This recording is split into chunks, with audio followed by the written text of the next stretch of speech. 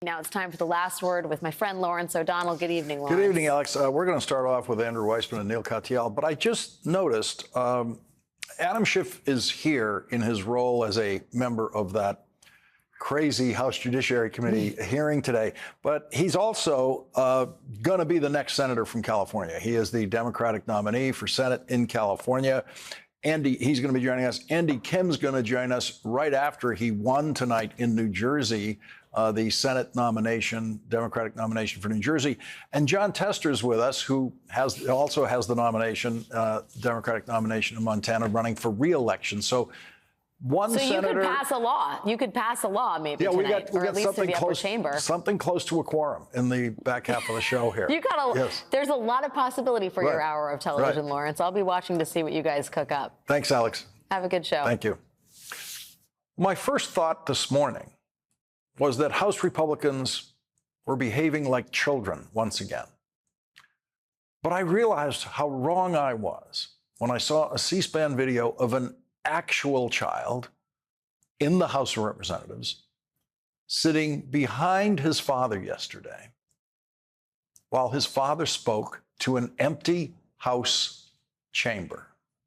Regardless of one's opinion of the current Republican nominee, we'd be well served to remember the long and cherished tradition we have in this country of settling our political differences at the ballot box. For nearly 2.5 centuries. 6-year-old Guy Rose was just having some fun after his father told him to smile at the camera for his 3-year-old brother who would be watching. And Guy really is a great big brother, because that's probably exactly what his 3-year-old little brother wanted to see. That's what I would have wanted to see when I was 3 years old. It's fair to assume that Guy wasn't paying any attention to what his father was actually talking about, but his reactions were perfect for more than half the country who know just how absurd it is for Republican Tennessee Congressman Jon Rose to praise the long and cherished tradition we have in this country of settling our political differences at the ballot box. Because on that same House floor, on January 6th, 2021, Jon Rose voted to overturn the presidential election. Jon Rose said, no, this election was not settled at the ballot box. We Republicans will settle it right here in the House of Representatives. That's what Jon Rose wanted to do. And that's what Jon Rose voted to do. And so anyone who knows that about Jon Rose probably would have had a very similar facial expression to what we saw behind Jon Rose when he expressed his reverence for that cherished tradition of settling our differences at the ballot box. It turns out the 6-year-old in that video was the only honest person in that video. And so, no, House Republicans do not behave like children, because children are more honest than they are. Today's Republican-controlled House Judiciary Committee hearing was supposed to be about oversight of the Justice Department, which has more than 115,000 employees and a budget of $39.7 billion administered by Attorney General Merrick Garland. The Attorney General got no questions about that budget in that so-called oversight hearing, which began the way elementary school classes begin, with the Pledge of Allegiance. The Pledge of Allegiance is something that no House or Senate committee has ever found necessary until the Republicans won control of the House in this Congress. And of course, the Pledge of Allegiance makes absolutely no sense in a body where everyone takes an oath of office. That oath to protect and defend the Constitution of the United States has been repeatedly violated by many of the Republican members of the House who so eagerly stood for the Pledge of Allegiance in the House Judiciary Committee hearing today.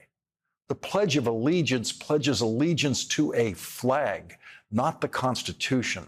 The chairman of the House Judiciary Committee violated his oath of office on January 6th by voting to overturn the presidential election. But Jim Jordan leads the performance art of pledging allegiance to the flag in the Judiciary Committee. as he did today.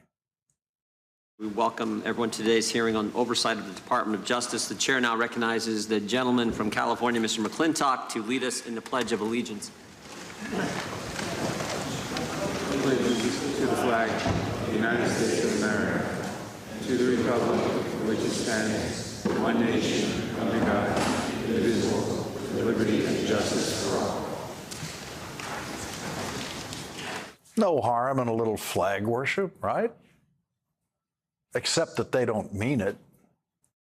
I have to say I'm pleased and a bit surprised to see that the flag in this committee is still flying right side up, because they want to turn it upside down, even as they want to turn our justice system upside down. Their pledge of allegiance to the flag is a lie. Their allegiance is to Donald Trump, and they have pledged that allegiance much more convincingly than their allegiance to the flag. They would turn that flag upside down in a second if Donald Trump ordered them to. None of those Republicans have any problem with Supreme Court Justice Samuel Alito flying that same flag upside down at his home in support of and sympathy with the people who attacked the Capitol on January 6th. The Alito upside-down flag, which mirrors the upside-down flags carried by the attackers at the Capitol, went upside down on the Alito flagpole only after January 6th. Here's a flag that's never been upside down. That's the flag outside my office window. That's the shot of it today from my phone. That's the way it looked at about 6 p.m. today. The American flag, put that back up there. The American flag flying outside the Fox propaganda headquarters would never be flown upside down.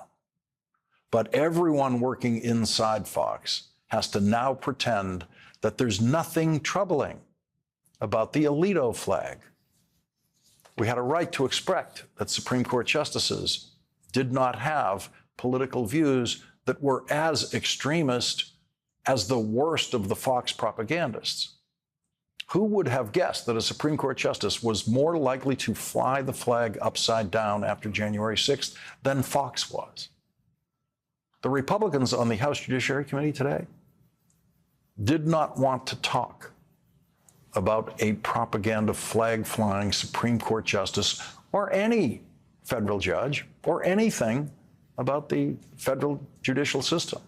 They just wanted to pretend that there was something wrong with the most criminal president in history becoming a criminal defendant after his presidency. The first Republican questioner of the Attorney General today said last year that he wants to abolish the FBI. We either get this government back on our side or we defund and get rid of, abolish the FBI, CDC, ATF. Abolish the FBI. That's the Republican position. Attorney General Garland, in his opening statement, mentions just some of the things that the abolish the FBI party does not care about. Just 10 days ago, we secured the extradition of one of the lead sicarios, or assassins, of the Sinaloa cartel, one of the most dangerous drug trafficking organizations in the world. Just last month, we secured a 27-year prison sentence for a man who attempted to kill NYPD officers in a terrorist attack in Times Square in 2022. In just the first 3 months of this year, we charged 7 members of a hacking group backed by the Chinese government. We disrupted a botnet controlled by Russian intelligence services, and we seized over $108 million and 500,000 barrels of fuel that would otherwise have enabled the government of Iran to further support Hamas, Hezbollah, and other terrorist groups.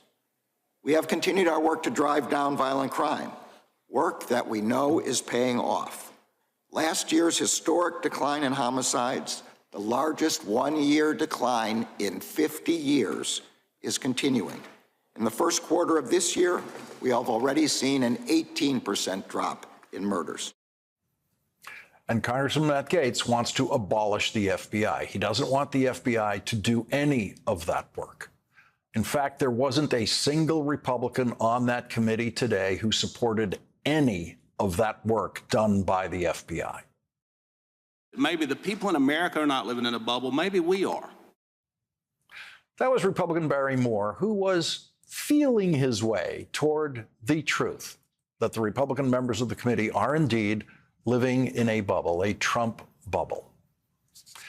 There is lying, and then there is Republican lying. I have given my life to the law. I care deeply about the law. No Republican on that committee has a more perverse relationship with the law than Congressman Matt Gaetz. Congressman Gaetz echoed the Republican demand that Attorney General Garland release the audio recordings of a special prosecutor's interviews with President Biden about some classified material that was found in his vice presidential papers in a non-secure location, which President Biden immediately reported as soon as they were found. The special prosecutor found that there was no criminal conduct or intent on Joe Biden's part and praised President Biden's cooperation with that investigation. I just want to get this straight. Mr. Gaetz wants the Attorney General to reopen and publicize evidence from an investigation that a Donald Trump-appointed prosecutor closed against President Biden, while at the same time, Mr. Gaetz himself is being protected by the same DOJ policy that is refusing to voluntarily turn over evidence from Mr. Gaetz's sex trafficking investigation. Democratic Congressman Joe Neguse asked the Attorney General about the most deadly criminal threat facing Americans.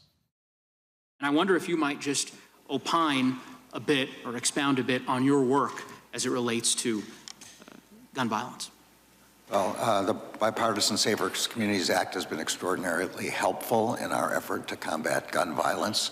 It's led to substantial numbers of prohibited sales of guns to minors who the statutes prohibit possessing because of conduct that they have engaged in. It's given us the authority to bring cases for straw purchasing that's led to crime guns and to gun trafficking to criminals, and in those ways has helped drive down the numbers with respect to gun violence. We have set up crime gun intelligence centers so that our state and local counterparts can trace guns that are found at crime scenes to determine whether they were used by serial killers, by serial shooters, to help us find out, to run the DNA off of the casings so that we can find hits on those people and arrest them and prevent them from committing further crimes. There's a host of things that the department has done. But the principal kind of violence we're worried about in the country is gun violence. That's what causes the enormous number of deaths we face every year.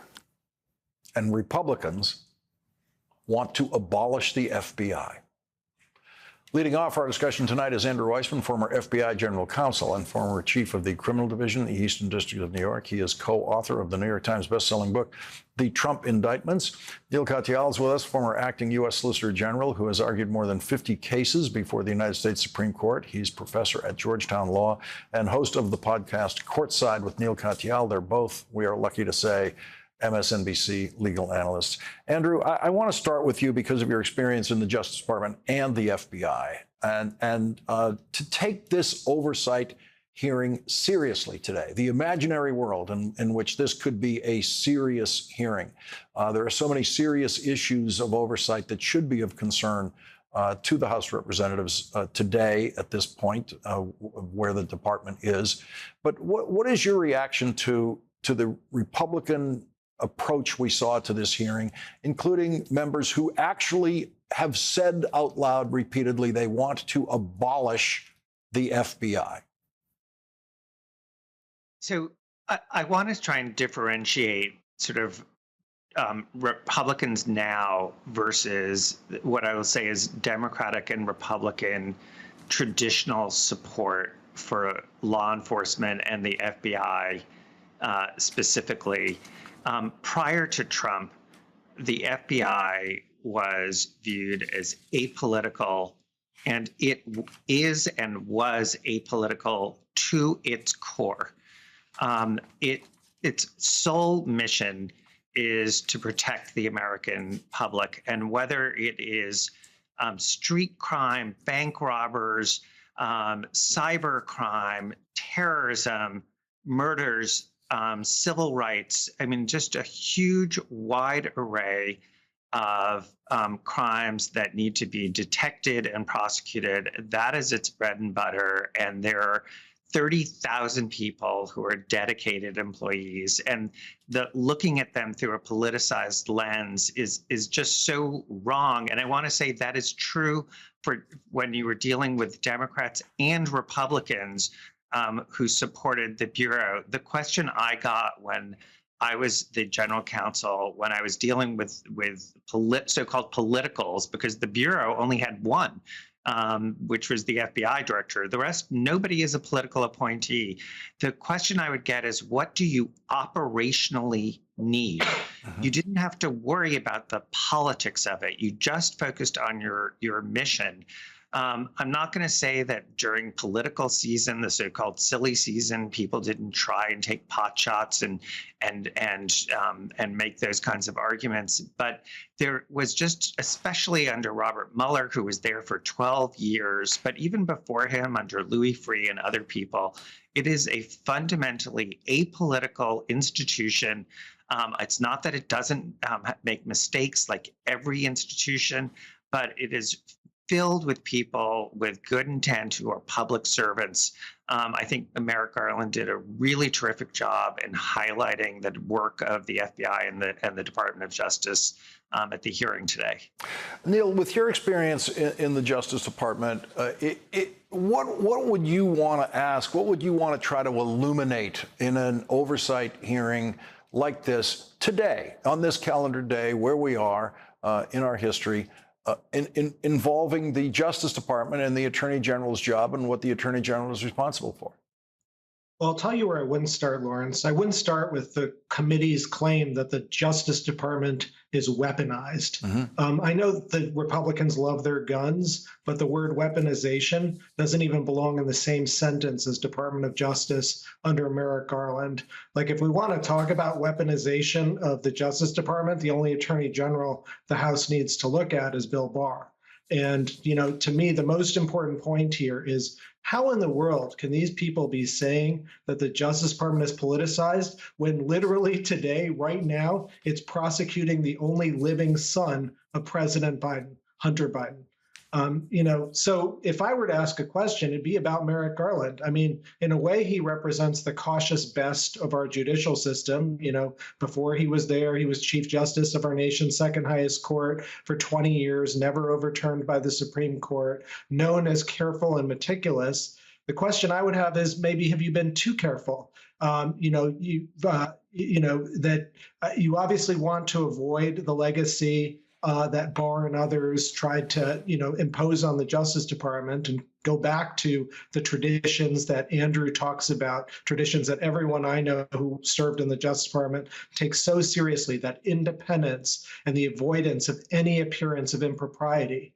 The question I'd have is, has that failed? You assumed good faith on the back part of Congress, and look at what these people have done. I mean, he grew up, and then I grew up in a system where people like Arlen Specter and Orrin Hatch were the Judiciary Committee chairs. They were, you know, Republicans who, you know, understood institutions and who were cautious in their criticism, and not kind of the, you know, kind of all over the place, baseless attacks, which Garland pointed out today could lead someone to get hurt. I mean, Trump is now saying all this nonsense about Mar-a-Lago and the raid and how his life was threatened. It's the same exact, you know, protocol that was used for the President Biden search as well. So a lot of meandering and uselessness, but also some dangerous stuff that came from Congress today.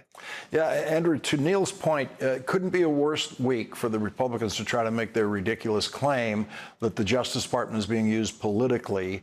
Democratic Senator Robert Menendez, in the middle of his federal trial, charges brought against him by Merrick Garland's Justice Department. You have Hunter Biden on trial. You have a Democratic member of the House in Texas indicted, federal indictments all. And Republicans had, this is the rare hearing where Republicans had almost nothing to say about Hunter Biden. They barely mentioned him.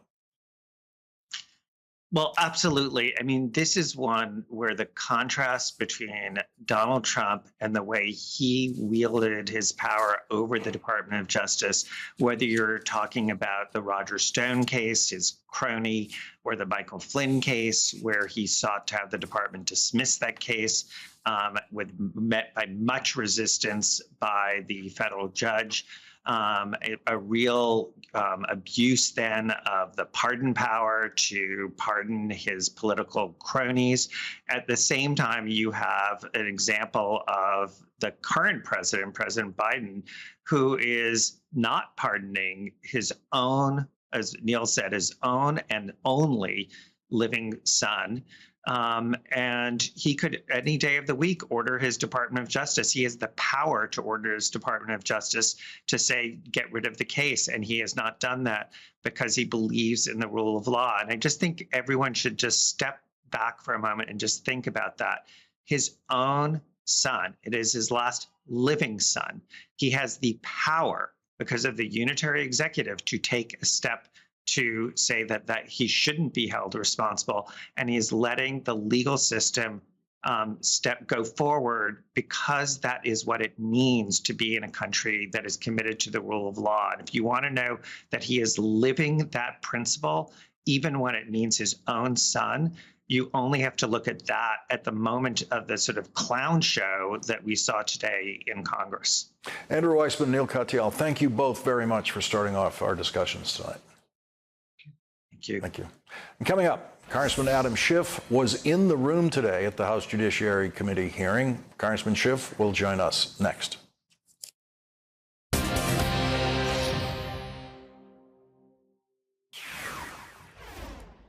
They say it's unprecedented to bring charges against a former president. You're damn right it's unprecedented.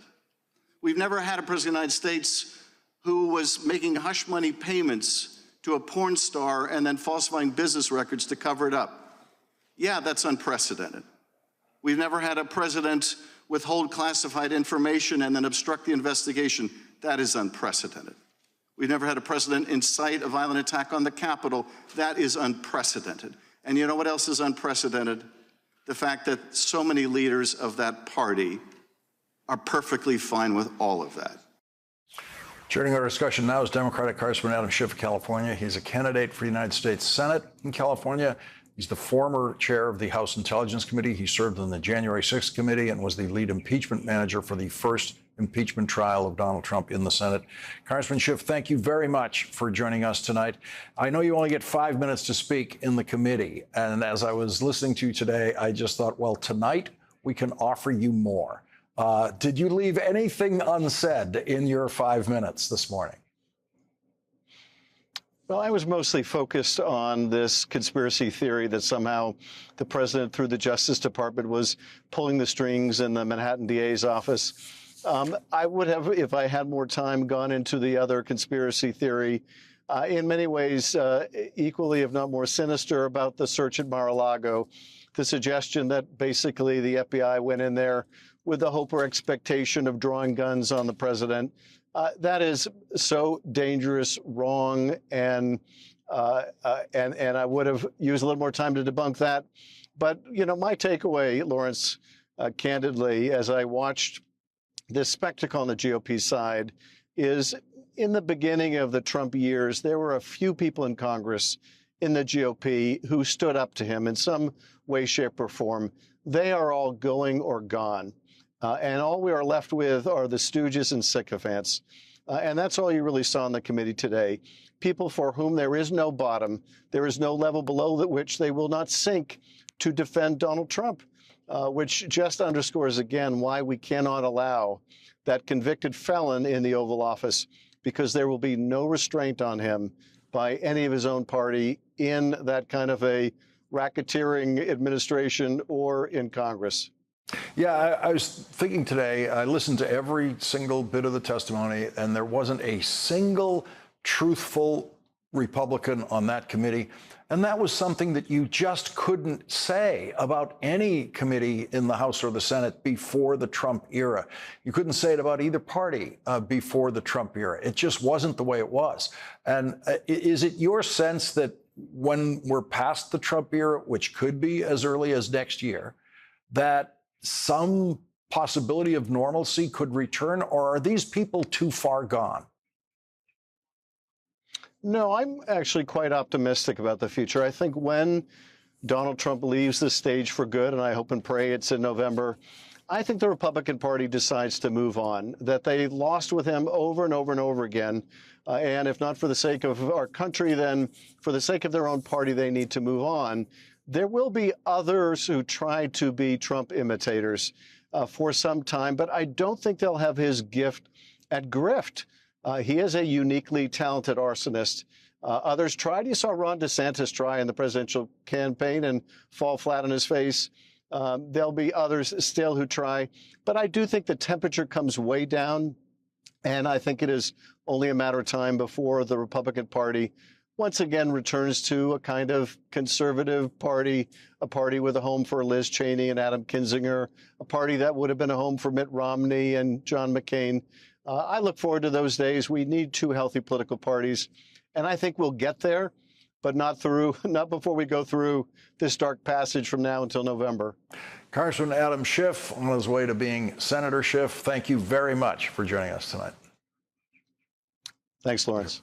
And coming up, Republicans are trying to blame Montana's Democratic Senator Jon Tester for something that happened 2,000 miles from Montana last week, the 34 Trump guilty verdicts in Manhattan. Senator Jon Tester joins us next.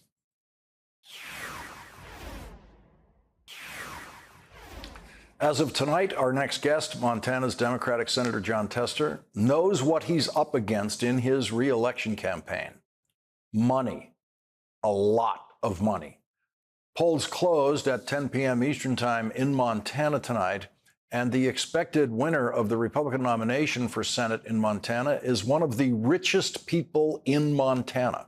Jon Tester's Republican opponent is Tim Sheehy, who grew up in the neighboring state of Minnesota in a multi-million-dollar lake house and has enough wealth to live and work part-time in Montana. Tim Sheehy has never run for office before this Senate campaign. The Montana Senate race is one of several closely watched Senate races this year that could give Republicans control of the United States Senate next year.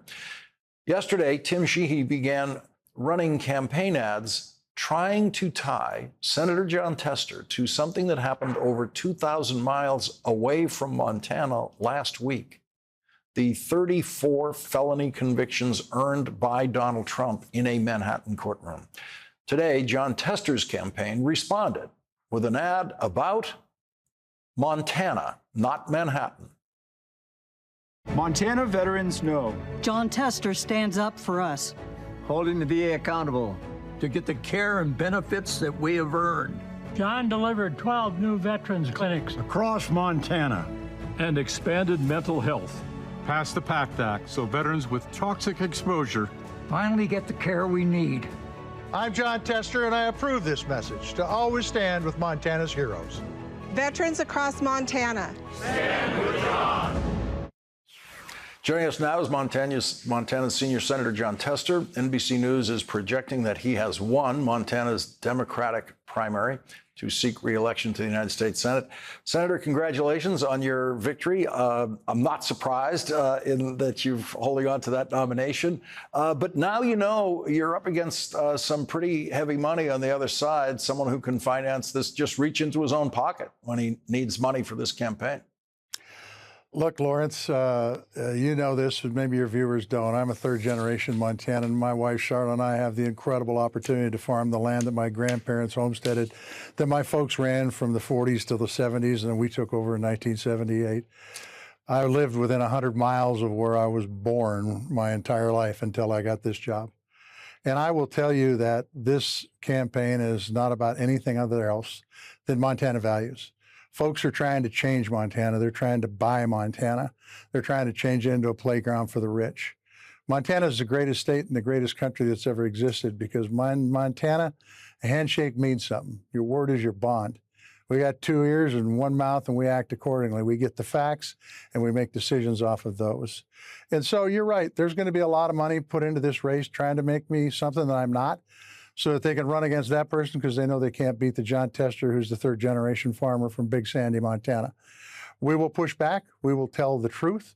We will talk about my record of accomplishment in the United States Senate during my tenure, and we'll talk about my vision for this country moving forward, whether it's making sure we live up to the promise to our veterans or making sure that we're doing everything we can do to get everybody connected to broadband across this country, including rural and frontier areas of Montana. So look, the game plan has been the same for every election I've been in, Lawrence. They try to make me into something I'm not so they can run against that person.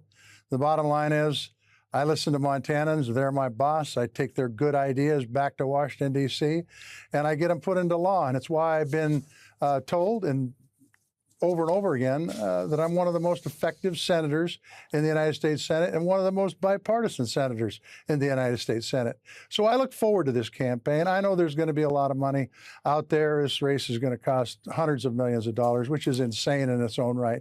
But in the end, this is a race against Jon Tester, a 3rd-generation farmer, and a guy that just moved to Montana. And quite frankly, I've got a lot of equipment that I've owned longer than he's been in the state of Montana. And to be able to have those values, those Montana values, and know what Montana needs and know what Montana makes Montana tick is going to be critically important moving forward for the greatest state and the greatest country that's ever existed. As you've been speaking, Senator, NBC News has moved Tim Sheehy into the projected winner category. He's got the check mark now, 75% of the vote as of right now.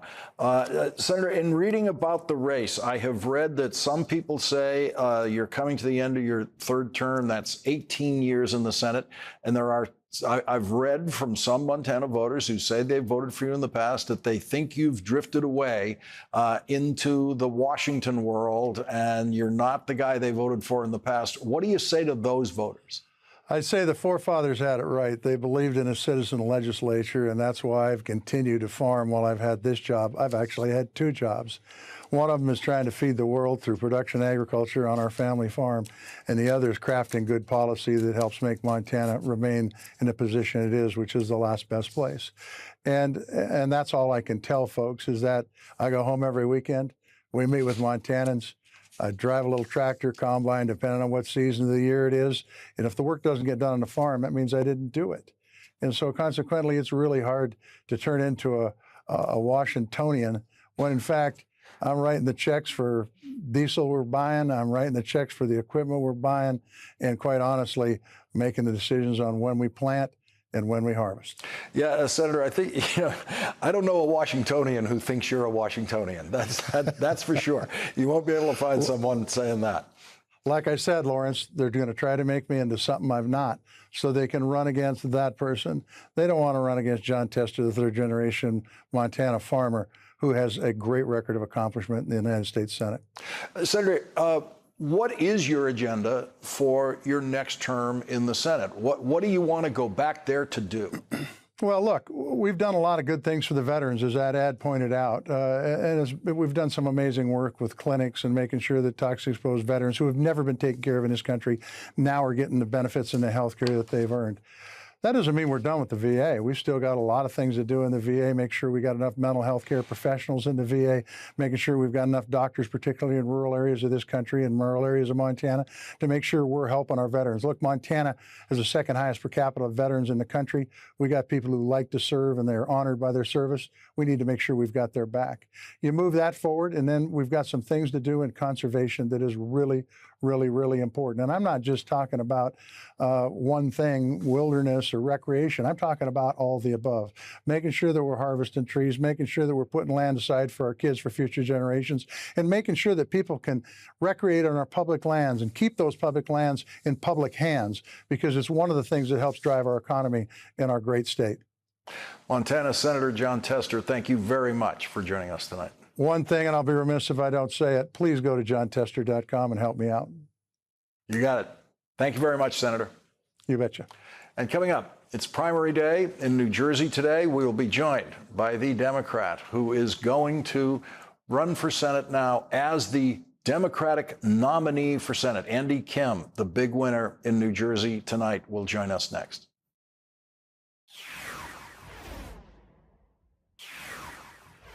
Criminal defendant Robert Menendez is a United States Senator today, thanks to a hung jury. He was defendant Menendez in 2017 when he went on trial in federal court for bribery. But when he got a hung jury, the leaders of the New Jersey Democratic Party and Democrats in the United States Senate immediately embraced Bob Menendez as if nothing happened and endorsed his reelection to the Senate as if everything was okay. Senator Menendez received a public letter of admonition from the Senate Ethics Committee for the conduct that got him indicted. It surely read like he should have been expelled from the Senate. But still, professional Democrats cheered him on. Yesterday, during his second criminal trial in federal court, defendant Menendez had his nominating petition delivered to the New Jersey election officials so that he can be on the ballot in November as an independent running for re-election to the Senate in New Jersey. Robert Menendez needed to find at least 800 people among New Jersey's 9 million people to sign his petitions to be on the ballot as an independent. His filing showed 2,465 signatures, and so Donald Trump might not be the only convicted felon on the ballot in New Jersey in November. Congressman Andy Kim was the first New Jersey Democrat to call for Robert Menendez to resign from the Senate when Menendez was indicted, this time after the FBI found $480,000 in cash, along with some gold bars in Robert Menendez's home last year. Soon, a majority of Democratic senators asked Robert Menendez to resign. Tonight is election night in New Jersey, where Andy Kim won the Democratic nomination for United States Senate. Government works great for big corporations and special interests, so we need a senator who works for us. Andy Kim worked for President Obama, then went to Congress to clean up Washington. He took on pharmaceutical companies to make health care more affordable, and Andy wrote a new bill to stop politicians from trading stocks and using their power to get rich. Washington works for them. Andy Kim works for us.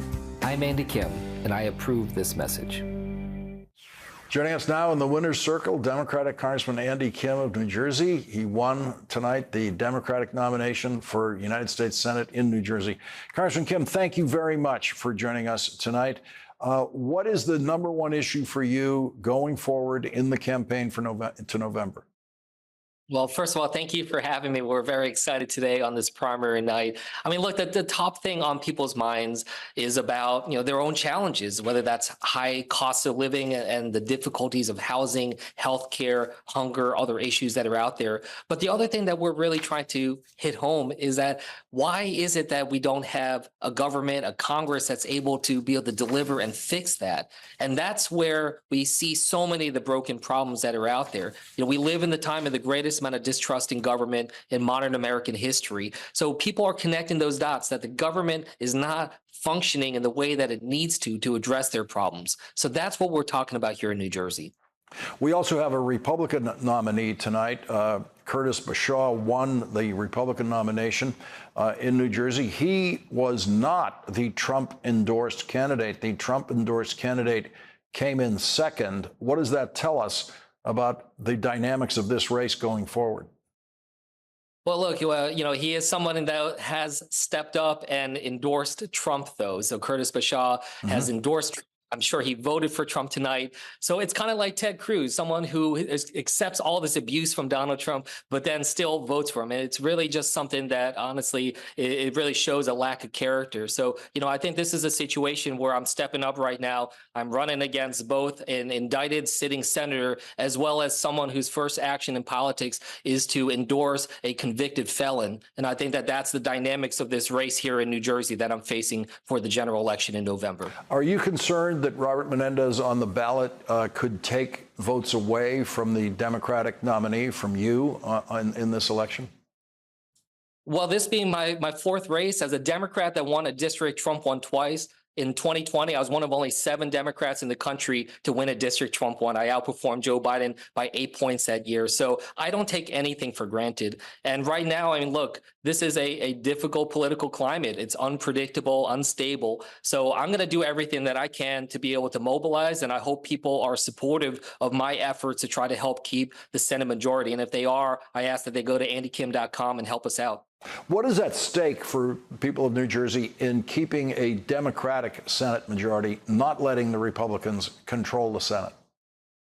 Well, honestly, it's something that people here think about a lot because, this is what's standing between us and preventing the Republicans from pushing a national abortion ban, about pushing their extremism. I'm currently in the House of Representatives. I'm dealing with the most extreme and radical Speaker of the House in American history. So I know exactly what it would look like if we're dealing with that in the Senate. I served under the first 2 years of my time in Congress. Mitch McConnell was leading up the Senate. So we know what that plan is looking like. And that's why we need to make sure we're stepping up against it. I voted to impeach Donald Trump twice. We don't want him back into the White House, but we also need to make sure that we are controlling Senate and making sure we have the ability to be able to vote on and control who's going into the Supreme Court at a time when people are very worried about what comes next when it comes to women's reproductive rights, when it comes to LGBTQ rights, immigration, amongst so many other issues. So people here in New Jersey recognize what's at stake, and I think that's why they mobilized so much today to be able to come on out for this primary. Congressman Andy Kim of New Jersey, campaigning to become Senator Kim, thank you very much for joining us on this night when you've won the nomination. Thanks for having me today. Tonight's Last Word is next.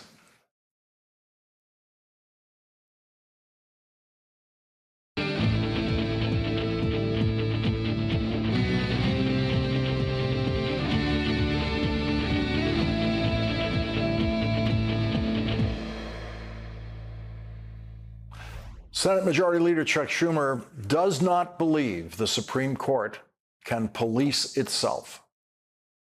Justice Roberts has been, in my opinion, not lived up to his responsibilities as Chief Justice. On issue after issue, he's supposed to be the guardian of the court's fairness and opinion.